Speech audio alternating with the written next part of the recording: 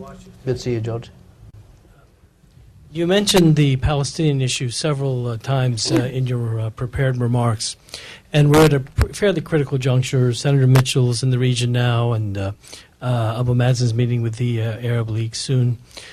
Could you give us a sense of what your prognosis is in terms of the peace process, and whether the administration and the renewed focus by the president on this issue is yielding anything? Well, I can only tell you that I have not seen for quite a bit of time such a violent swing of mood in the Middle East as I have seen it with the election of President Obama. Immediately, the expectations shot through the roof because the president have done three things. First, immediately from day one, he set in his strategy that he would tackle the Palestinian issue, the peace process. So he assigned Senator Mitchell, an old hand in resolving conflicts, and Northern Ireland is a good example. So that gave the indication that the president is serious. He chose a Secretary of State, which during the Clinton administration had almost, we were that close of securing a deal. So she's not alien to this process. She knows what's in store in terms of the challenges. And thirdly, the president took upon himself the public diplomacy task by making important speeches in Istanbul and Cairo, addressing the Arab world and the Muslim world. So the level of expectation has risen to such an extent that everybody was thinking that we are going to see finally peace around the corner. Only for these expectations to be shattered when Mr. Netanyahu decided to take a different path. We had a meeting as the Arab foreign ministers in the Arab League, and we were discussing the issue of whether the call for resumption of talks should be resumed without an explicit commitment on the part of Israel to free settlement, because that was the condition of the quartets, that was the condition of the American administration then, that there should be a settlement freeze. And Israel, the Israeli government announced that they are not going to freeze the settlements, and we were debating whether there should be a resumption of discussion.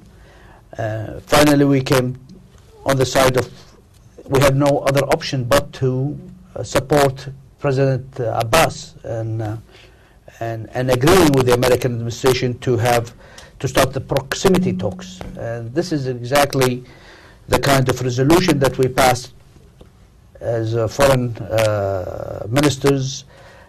We supported President Abbas and encouraged him to resume the proximity talks, only to see a couple of weeks later Israel announced the building of 1,600 units in East Jerusalem, as if it was a response to the Arab extended hand for a resumption of the peace talks. And that is also quite an expectation shattering. But still, the Arabs' position, as it has been expressed by the recent Arab League summit that took place in Libya, is that the Arabs would continue to extend or to continue to uphold the Arab Peace Initiative and would support the administration's position. We think that the Obama administration is on the right track. We support their position on the issue of settlement. We think that the issue of settlement is central to the peace process. The proximity talk is something that we support as a proxy to the direct discussion that must include a settlement freeze. So, in a nutshell, George, I think that expectations are the mood is not positive. The level of despair is rising, and we should be concerned. All of us, we should be concerned. One last question, Indira.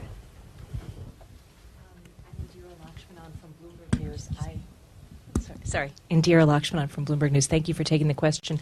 I wanted to ask when Iraq is going to be invited to join the GCC, and also related to that, why has the GCC seemingly been unable to make the kind of progress on military cooperation that the U.S. has been pressing for, and what might be the next steps in that direction? Thank you.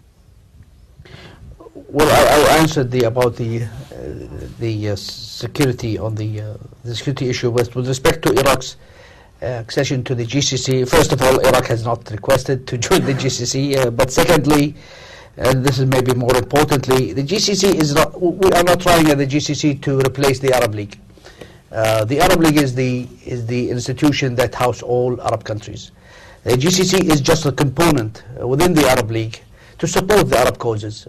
We very much welcomed the establishment of regional Arab groupings. We have the Northern الاتحاد الافريقي, الاتحاد المغربي, the Moroccan or the Maghreb Union,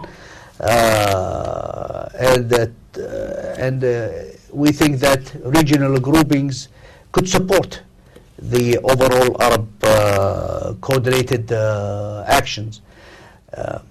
If we open up membership in the GCC, then we will be saying that we are a parallel organization to the Arab League, and that would not be the proper thing to do.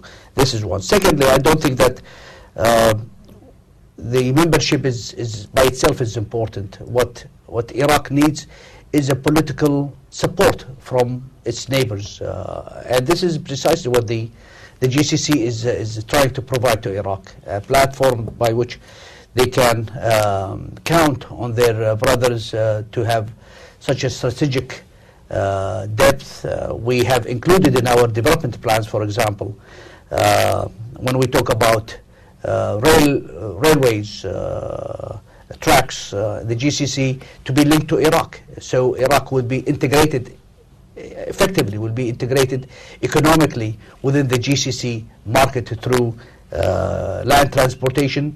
And we have also recently opened a direct route from Kuwait to multiple cities in Iraq, flights on a daily basis, and there are other GCC countries who are doing that.